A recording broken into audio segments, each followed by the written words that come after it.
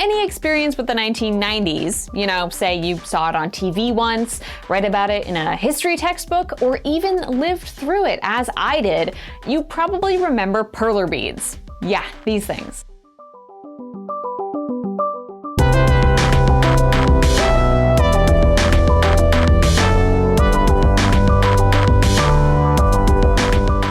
Someone would bring out the bead tray or the bead bucket or what have you, and everyone would gather around and painstakingly place their beads on little pin boards, and then you'd iron it and have a beautiful piece of perler bead art that disappeared into the ether and was never seen again. Does my mom have a box of perler bead designs that I made from years and years ago? It doesn't matter if you hung onto your old perler bead designs or not, because we are bringing perler beads back. In the same way that video game art is often perfect for cross-stitch designs, it is totally perfect for perler beads as well. I'm going to show you exactly how to make perler bead art out of your favorite video game. Number 1, pick a design. Just like if you were cross-stitching your favorite video game character, the best video game art for making a perler bead design is 8-bit art. Every pixel can represent one bead that you place on your pin board, and boom, done. It's super simple. However, there is a way to convert non-8-bit art into pixelated art so that you can actually make perler bead designs out of it.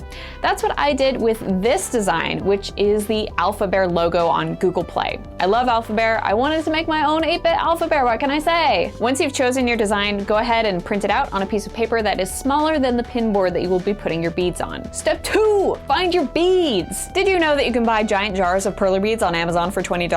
Because you totally can! We found it a lot easier to do this project if we sorted the beads by color in a muffin tin before we started putting them on the pin board, but you don't have to, because honestly, sticking your whole hand in the jar feels really good.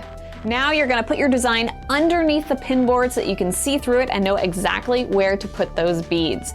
This makes it so much easier than trying to do it by sight, believe me. As I said before, each bead should represent 1 pixel. We recommend working from the inside of the design out or just from one side to the other, because believe me, if you're trying to put one bead in the middle of a bunch of other beads that are already placed, you will knock them over and you will be very sad. Time to iron! Place your wax paper very carefully on top of your beads and iron the heck out of it.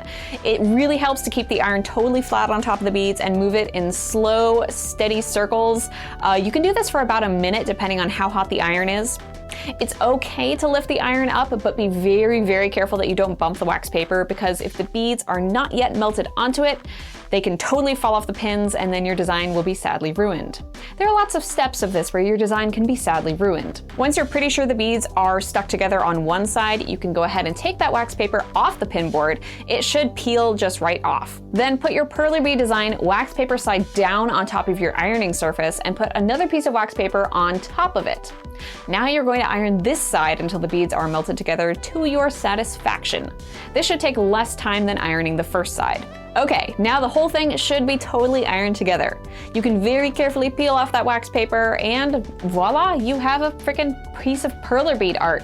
It's going to be very hot right now, which means it bends really easily, so don't touch it or fling it around or like bite it or try to stick it to things. That's a really bad idea. Okay, so what are some ideas of things you can make? Obviously, number 1, Mario. Courtney is very creative and an indie darling, so she made the Scythian from Super Brothers Sword and Sorcery. Our social media intern Ingrid made the pea shooter from Plants vs. Zombies. And here is my Alpha Bear! Oh my god, congratulations, you have a perler bead art! What do you do with it now? It's not going to disappear into the ether because you are an adult or you have adult supervision and you can make stuff out of it. One thing you can do is buy a plain hair clip and glue it to the back, and voila, you have a thing that you can wear in your hair. If you buy a plain keychain, you can stick that through the hole of one of the beads and you have a keychain. That's how that works. One of the coolest things I've seen that I absolutely love is when people buy tiny flower pots and fill them with styrofoam.